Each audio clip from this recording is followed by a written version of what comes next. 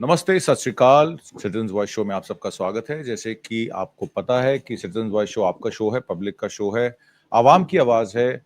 इसको ज्वाइन करें, सब्सक्राइब करें, लाइक करें, लोगों में शेयर करें और नोटिफिकेशन बटन ऑन करें ताकि ज़्यादा से ज़्यादा वीडियोस आप तक पहुंच सकें।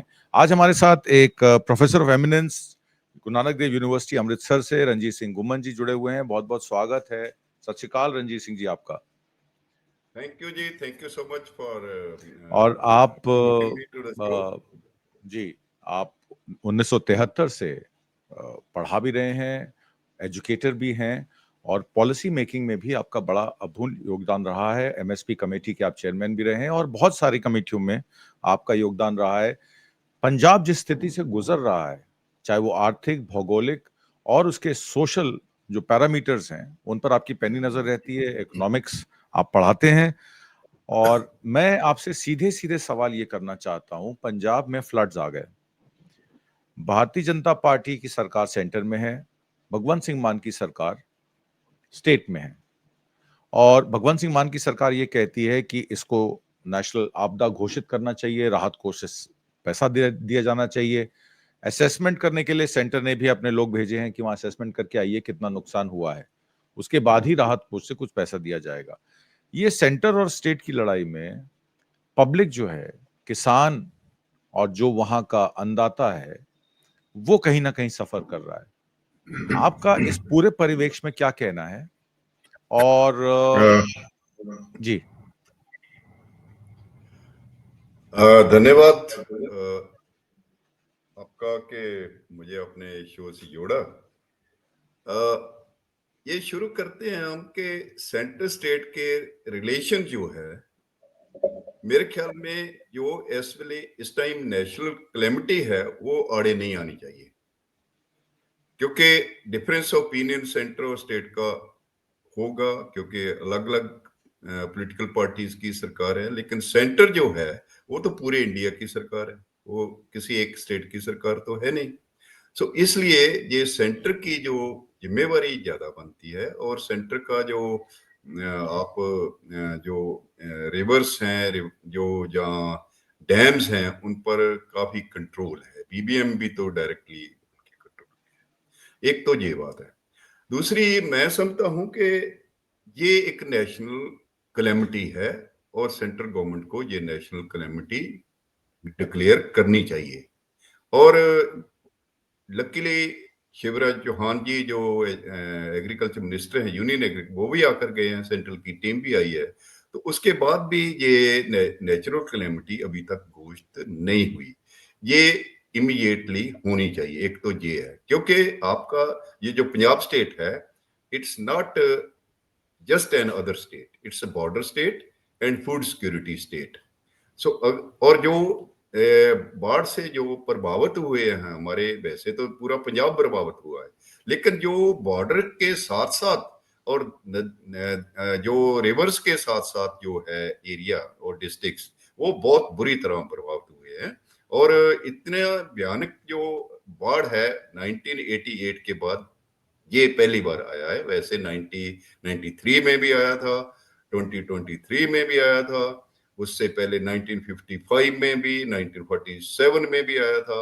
लेकिन इस बार जो नुकसान हुआ है, बेशक जानी नुकसान इस बार कम हुआ है, 46 के करीब है, लेकिन फसलों का और फसलों पर डिपेंडेंट जो फार्मर है और उन पर डिपेंडेंट जो एग्रीकल्चर लेबरर है, वो बहुत बुरी तरह प्रभावित हुए हैं। रूरल एरिया में तो इंफ्रास्ट्रक्चर, लोगों के घर टूट गए हैं और लोगों का रोजी रोटी का जो एक सिस्टम टूट गया है। लोगों के पास खाने के लिए कुछ नहीं है। वो तो अलग बात है कि एनजीओ और पंजाब का एक कल्चर है, वो बहुत हेल्प कर रहा है, सरकार भी अपने लेवल पर हेल्प कर रही है। लेकिन अभी तक जो होना चाहिए वो ऑन ग्राउंड नहीं हो रहा, क्योंकि लोगों के ये सरकार में बेविश्वासी है, क्रेडिबिलिटी लॉस भी है, सेंट्रल गवर्नमेंट के प्रति भी और स्टेट गवर्नमेंट के प्रति भी। और ये मुझे लगता है कि जब ये union minister of agriculture Shivraj Chauhan ji खुद देख कर गए हैं और और एक हमारे बिट्टू जी मिनिस्टर भी साथ थे और सुनील जाखड़ जी भी साथ थे। तो उसके बाद तो मेरे ख्याल कोई वजह नहीं थी कि ये नेशनल कैलेमिटी ना डिक्लेयर होती, अभी तक हो जाना चाहिए था। और एक फर्स्ट इंस्टॉलमेंट जो एक इनिशिएट कर देनी चाहिए थी, मेरे ख्याल में और देरी नहीं करनी चाहिए, क्योंकि पंजाब इस बार बहुत बुरी तरह जो हड़ पीड़ित हुआ है। जो हिमाचल भी हुआ है, और स्टेट्स भी हुए हैं, इवन महाराष्ट्र भी हुआ है, लेकिन पंजाब का जो इस टाइम क्रॉप पैटर्न है, जो पैडी की क्रॉप्स है, वेजिटेबल्स की है, उनका जो लाइव स्टॉक है, वो ऑलमोस्ट उन जिलों में खत्म हो गया। क्रॉप तो बिल्कुल ही डिस्ट्रॉय हो गई। सो इसलिए मुझे लगता है कि ये तो सेंटर और स्टेट का रिलेशंस सोचने की बात नहीं है, ये एक नेचुरल कैलेमिटी है, और नेचुरल कैलेमिटी के साथ साथ मैन मेड कैलेमिटी भी है। मुझे लगता है कि ये सभी एंगल से देखने की जरूरत है। जी जी, आपने बात की नेचुरल कैलेमिटी की, तो इसके साथ ही सवाल जुड़ा हुआ है। बहुत लोगों का सवाल ये है, और बहुत लोगों के साथ मैं प्रोग्राम्स कर रहा हूँ पिछले 10 दिन से, और वो कह रहे हैं कि ये मैन मेड डिजास्टर। और आपने अभी जो मेंशन किया नेचुरल कैलेमिटी का, तो मैं आपसे सीधे-सीधे सवाल ये पूछता हूँ, क्या ये मैन मेड डिजास्टर है या वाकई नेचुरल कैलेमिटी है? अधिक वर्षा होने के कारण अगस्त के महीने में ये बाढ़ आई है। क्या इसमें भाखड़ा ब्यास मैनेजमेंट बोर्ड, जिनकी टेक्निकल टीम, आईएमडी, जियो, वो लोग अपना वेदर फोरकास्ट को पहले से असेस करके रखते हैं, क्यों पानी का लेवल जो है वो 1380 या 1350 पे मेंटेन करके नहीं रखा गया? बाढ़ आई क्यों? ये आपने बहुत इश्यू इंपॉर्टेंट रेज किया है कि बाढ़ आई क्यों। इसमें दोनों फैक्टर है। नेचुरल कैलेमिटी तो है ही है। जब इतनी कैचमेंट एरिया में इतनी तेज बारिश होगी, 93 में जब बाढ़ आया था, तो तब 48 आवर्स में 445 बारिश हुई थी। तो बहुत बड़ा फ्लड था। तो अब तो जो मौसम विभाग है, वो 15 दिन का फोरकास्ट आपको दे देता है। और जो दिसंबर तक जो डैम्स भरने होते हैं, उसका जो एक एक मिनट का, एक एक दिन का हिसाब जो है डैम्स के जो अथॉरिटीज है उनको होता है। वैसे भी पूंग डैम हो, रणजीत सागर डैम हो, या भाखड़ा ब्यास मैनेजमेंट बोर्ड, ये जो पूंग डैम और भाखड़ा है, ये तो डायरेक्टली बीबीएम के अंडर है। और इसमें जो अभी तक जो नैरेटिव आ रहा है, नैरेटिव की बात नहीं मैं करूंगा, मैं फैक्ट्स की बात करूंगा, कि अभी तो भाखड़ा ब्यास मैनेजमेंट की जो मैनेजमेंट, उसने भी कहा है कि 1963 के बाद कभी डीसिल्टिंग हुई नहीं। क्यों नहीं हुई भाई डीसिल्टिंग? उसके साथ एक लो चैनल है, उसमें भी कर सकते हैं। और पूरी दुनिया में डीसिल्टिंग की टेक्नोलॉजी अवेलेबल है। और अगर उनके अंकड़े भी देखें, वैसे तो अंकड़े ये आ रहे हैं कि 25% जो कैपेसिटी है वो सिल्टिंग की वजह से कम हुई है डैम्स की। अगर सिल्टिंग की वजह से कम हुई है तो इसका मतलब रिजर्वायर में जो कैपेसिटी है रिजर्व वाटर करने की, वो 25% कम हुई है। तो इसका जिम्मेवार कौन है? जिम्मेवार नेचर तो नहीं है ना। इसके जिम्मेवार तो सीधा सीधा जो डैम अथॉरिटीज हैं वो है, सेंट्रल गवर्नमेंट है, और स्टेट गवर्नमेंट है। उसके बाद जो सिल्ट रिवर्स में आती है, उसकी डीसिल्टिंग क्यों नहीं हुई? उसकी कैपेसिटी भी बहुत कम हो रही है। और जो ये जो ये स्लोप है, भाखड़ा से ले लो, पूंग डैम से ले लो, आप रंजीत सागर से ले लो, जो स्लोप है वो इतना ज्यादा नहीं है जितना होना चाहिए। और उसमें भी सिल्टिंग की वजह से पूरे ब्यास, रावी और सतलुज जो है, इनका जो फ्लो है वो सिल्टिंग की वजह से कम हुआ है। और दूसरा है कि जो उस पर बंद बनाए गए हैं, जिसको तुस्सी बंद बोलते हैं, वो तो नेचर ने नहीं बनाने, वो तो आपने बनाने हैं ना। और उसके बाद जो एक आर्गुमेंट ये दिया था, लोग कहते हैं कि नहरों में पानी क्यों नहीं छोड़ा इस वक्त। ये आर्गुमेंट ये है कि नहरों जो है पहले ही सिल्टिंग हुई है, इसकी वजह से नहरों के कंढे टूट जाते। भाई नहरों की सिल्टिंग हुई तो आपने करनी है ना, वो नेचर ने नहीं करनी। सो मुझे लगता है कि ये जो तीसरी बात जो वो आपने बहुत इंपॉर्टेंट रेज किया था पॉइंट, कि ये जो पोंग डैम है, रंजीत सागर है, भाखड़ा है, इसकी जो गेज है वो देखते रहते हैं। अगर आपको मालूम है कि 15 दिन में इतनी बारिश होने वाली है कैचमेंट एरिया में, तो क्यों नहीं आप पहले फेज मैनर पर वो वाटर छोड़ते रहते? एक तो ये बात है, अगर छोड़ते रहते तो शायद इतना भयानक तबाही ना होती। दूसरा यह है कि इस वक्त ट्रेड ऑफ क्या है? ट्रेड ऑफ है कि लोगों की जान माल बचानी है या लोगों को कुछ महीने के लिए बिजली या पानी दें। वो नेक्स्ट है कि अभी मरना है या बाद में मरना है। अब अगर ये मैनेजमेंट्स ठीक तरह काम करती होती तो फिर ये कोई प्रॉब्लम नहीं थी कि डैम भी भर जाते और फेज मैन। और तीसरा है कि जब सिल्टिंग हुई है तो क्यों हर साल सिल्टिंग नहीं की जा रही? मुझे तो ये भी लगता है, शायद आई मे नॉट बी श्योर कि मैं ठीक हूं या गलत हूं, कि जो फंड्स ईयर मार्क्स होते हैं हर साल, उसमें भी पिलफरेज होती होगी कि इरिगेशन डीसिल्टिंग के लिए या बांध बांधने के लिए या हो रहा है। और इसके अलावा जो इलीगल माइनिंग है वो भी एक बड़ा कारण है। शिवराज चौहान जी ने भी कहा है, वो चलो वो तो एक पॉलिटिकल एंगल भी उनका हो सकता है, लेकिन ये फैक्ट है कि इलीगल माइनिंग यही नहीं है कि इस सरकार के टाइम हुई है, पिछली कई सरकारों के टाइम। और जब जो मन है उसके साथ इलीगल माइनिंग होगी तो वो कमजोर हो जाएंगे, उस बड़े बड़े ट्राले ट्रक निकलेंगे तो बन टूट जाते हैं। तो इसका मतलब है कि ये मुझे लगता है कि नेचर, ये दरियाओं में पानी तो आना ही है, बांध में पानी भी आना है, नेचर का एक असूल है। पंजाब में जो एवरेज बारिश है वो 550 mm है, वो साल में होती। तो इस ये भी बहुत ज्यादा नहीं है, लेकिन अब थोड़े टाइम में ज्यादा बारिश होगी तो इनको मालूम होना चाहिए कि उसका कैसे प्रबंध करना है। एक तो मैन मेड ये, दूसरा ये है कि अभी तक जो सरकार का रोल रहा है रात जो वस्तें पहुंचाने में, वो कम है, लोगों का एनजीओ का ज्यादा है। और इसके अलावा जो पोस्ट फ्लड प्रॉब्लम्स आनी है उसके लिए भी बहुत पुख्ता प्रबंध करने पड़ेंगे, क्योंकि वाटर वेक्टर डिजीजेज आएगी और बहुत वेक्टर बहुत बॉर्न। कुछ आएगा। गांव का इंफ्रास्ट्रक्चर खराब हो गया है, लोगों के घर जो है खत्म हो गए हैं, तो बहुत बहुत कुछ है जो जरूरत है। तो उसमें मैं समझता हूँ कि नेचर के साथ साथ, नेचर का मैं कम रोल समझता हूँ, नेचर का तो अपना एक मैकेनिज्म है, वो चलता है, लेकिन इस मैं जो तंत्र है, सरकारी तंत्र है, वो इसका प्रबंध समय रहते क्यों नहीं करते? क्यों जून एंड में या जुलाई में ये दिखाते हैं कि हमने जेसीबी लगा दी, हम बंद बना रहे हैं, पूरा साल क्यों नहीं करते भाई? जब पानी की कम जरूरत होती है, जब पानी वाटर का लेवल कम होता है डैमों में भी, दरियाओं में भी और नहरों में भी, तब क्यों नहीं आप डेसिल्टिंग करते? और इरिगेशन में स्कैम्स भी हुए हैं, इस ड्रेनेज डिपार्टमेंट में स्कैम हुए हैं।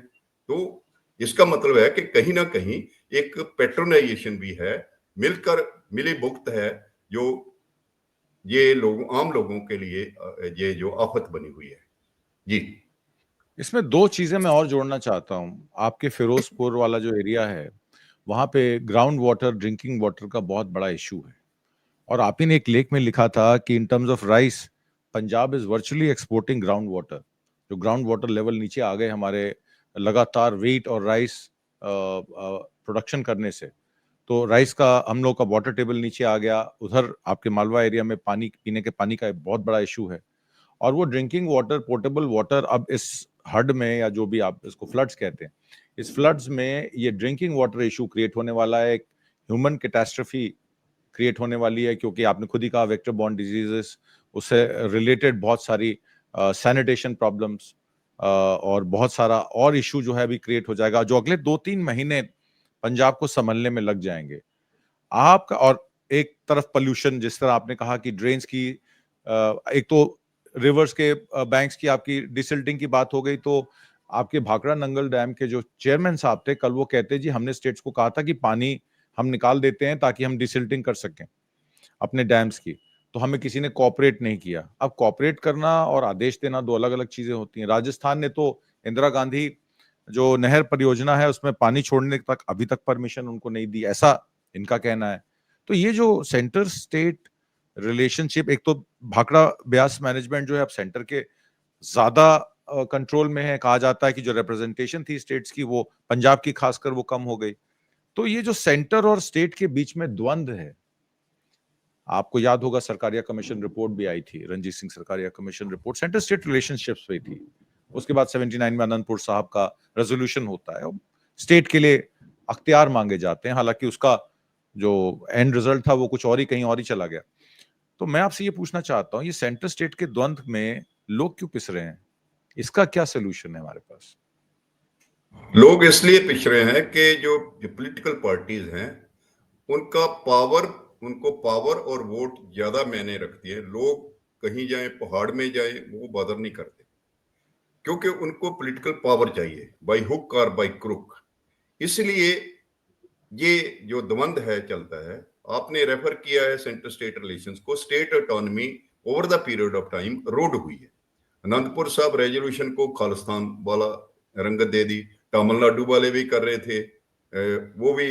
और जो अनंतपुर साहब रेजोल्यूशन बनाने वाली पार्टी, अभी तो उसने भी एजेंडा छोड़ दिया। सो ये जो बात है, मुझे लगता है कि पॉलिटिकल क्लास को और सेंसिटाइज करने की जरूरत है।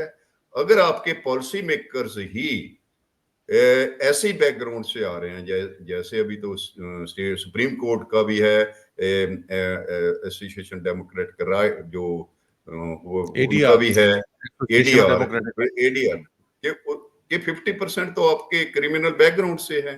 तो वो पॉलिसी मेकिंग कर रहे हैं, तो वो कैसी पॉलिसी मेकिंग करेंगे? एक तो ये बात। So the root cause is there. क्योंकि अगर आप देखिए कि over the period of time level of corruption, level of pilferage in development funds, ये इसकी इंतहा हो गई है, इतनी इतनी ज्यादा है। सो ये जो प्रॉब्लम है कि बाई हुक और क्रुक पावर में बने रहना है, पावर में आना है, पावर में बने रहना है, उसके बाद लूटना है।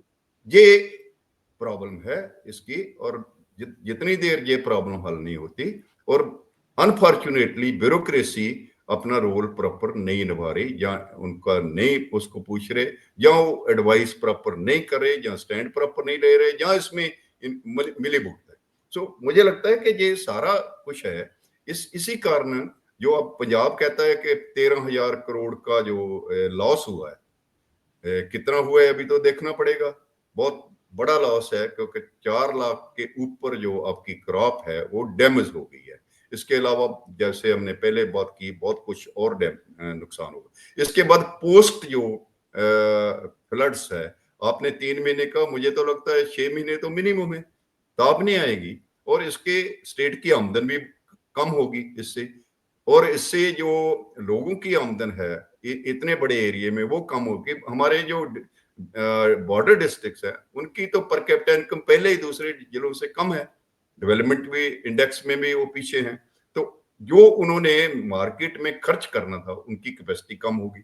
सो इसका मतलब है कि आपके नॉन एग्रीकल्चर सेक्टर को भी इम्पैक्ट करेगी, स्टेट की जो ग्रोथ रेट है उसको भी इम्पैक्ट करेगी। सो मुझे लगता है कि सेंटर को इसमें ये नहीं सोचना चाहिए कि किस गवर्नमेंट को, और जो स्टेट गवर्नमेंट है उसको भी ज्यादा कोऑपरेट करना चाहिए to get the maximum benefit from the centre.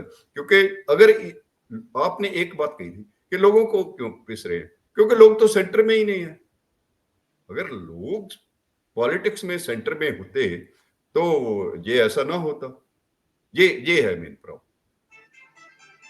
जी, मैं आपके पास आखिरी सवाल के लिए आता हूं, और ये सवाल मेरा जो है वो पब्लिक डेट से है।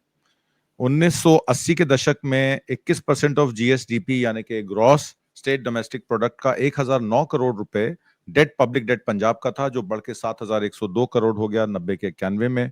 और उसके बाद करते करते करते debt swelled to 3,46,185 crore rupees, 46.47% of GSDP in 23-24, and 4,17,136, which is budget estimate 25-26. अब इसमें इंटरेस्ट पेमेंट भी हैं, इसमें और लाइबिलिटीज भी हैं, और अब ये आपने कहा कि 13,000 करोड़ का रफ अनुमान, ये लॉस, नोशनल लॉस जो आपका हुआ है, रियल लॉस उसका असेसमेंट अभी होना बाकी है। उसके अलावा आपने कहा 8,000 करोड़ रुपए का कुछ रूरल डेवलपमेंट फंड जो है इनका रुका हुआ है। जीएसटी को लेकर तमाम लड़ाई चलती रहती है। पंजाब भी कहता है भी हमारा 20-21 हजार करोड़ रुपए बकाया है सेंटर पर। तो कुल मिलाकर इन्होंने एक बड़ा 60,000 करोड़ का तो अपना बताया कि पैसा हमें सेंटर से चाहिए, और उसके अलावा जो भी ये फ्लड्स का लॉस है। तो इसके बारे में आपका क्या कहना है? डेट बढ़ रही है, इंटरेस्ट बढ़ रहा है लगातार। कल ही एक डेटा आया था कि पर कैपिटा डेट 2 लाख से ऊपर चली गई है एक आम आदमी की। और आपको याद होगा मोदी सरकार ने कहा था 15 लाख लाख आपके अकाउंट में आएंगे, काला धन पकड़ा जाएगा।